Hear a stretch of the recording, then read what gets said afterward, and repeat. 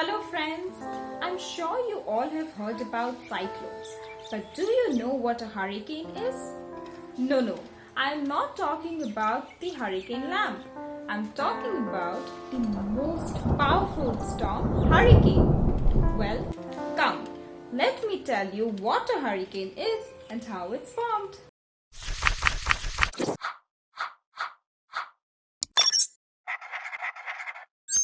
Cyclones, typhoon, and hurricane. All of these names are used around the world to describe the most powerful storm known to man.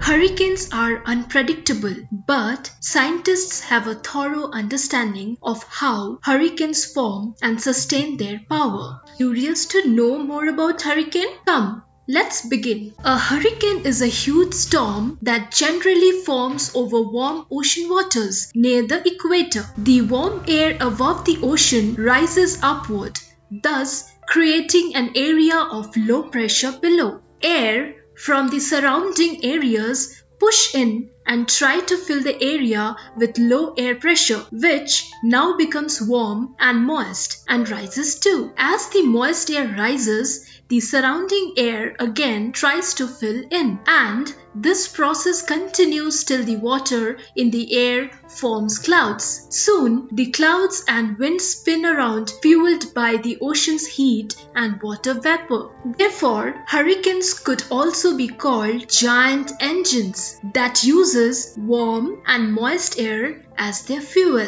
In the Atlantic Ocean, hurricane season peaks during the late summer months when tropical waters are the warmest. When we see from the top, hurricanes can be as huge as 300 miles wide. Do you know what is the center of the hurricane called? Well, it is called the eye, which is the calmest part. Surrounding the eye wall are carved bands of clouds, as well as lies the most damaging winds that ranges anywhere from 50 to 30 miles. When a tropical storm's winds reach at least 74 miles per hour, it becomes a hurricane. The hurricane then receives the category ranking of 1 to 5 on the Saffir-Simpson scale based on its winds, speed, and potential damage. But wind speed isn't always the most dangerous component when hurricanes come near land. It's storm surge.